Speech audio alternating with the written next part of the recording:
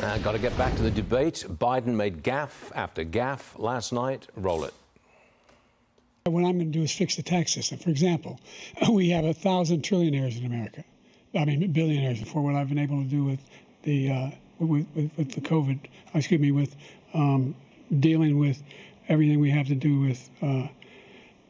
Look, if we finally beat Medicare, there's a lot of young women are being raped by their in-laws, by their spouses, brothers and sisters, it's just ridiculous, and they can do nothing about it. And they try to arrest them when they cross state lines. I'm going to continue to move until we get the total ban on the total initiative relative to what we're going to do with more Border Patrol and more asylum officers.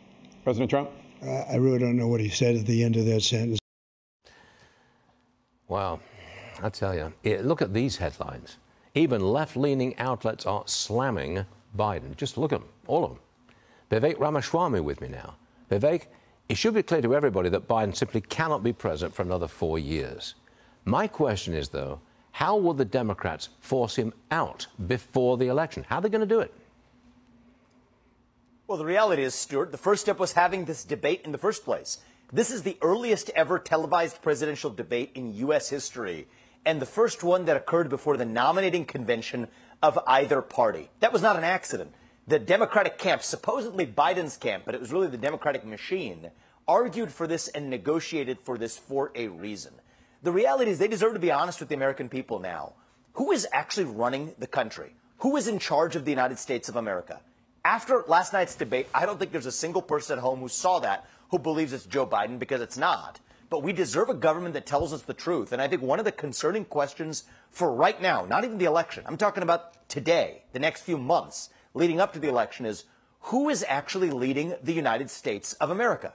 The Democrats and the White House have not offered a clear answer to that question. And if they tell us that's Joe Biden, we now know that is a lie. And Americans, I think, demand the truth because our security determines and depends on it.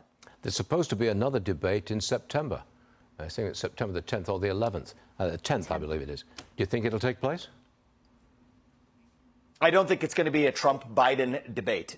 Trump has no reason to debate.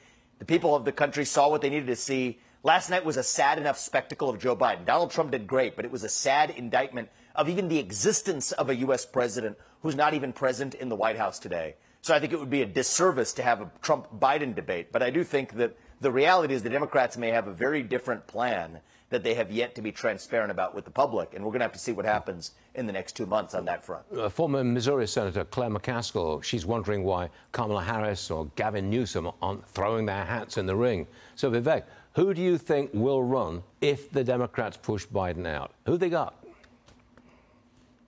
Well, look, I think they have a lot of people who are aspiring to that seat, but they have an identity politics problem. They have a Kamala Harris problem. If there's one person who's less popular than Joe Biden, it is actually none other than Kamala Harris, the person waiting if something happened to Joe Biden to take the presidency.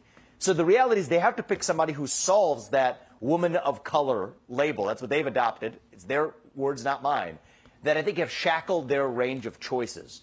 I think Michelle Obama checks that box. I think many people who check even one of those boxes of being diverse, I think they're tethered to that in a way that makes it very difficult for them to put up another person that otherwise would fail their own identity politics purity tests.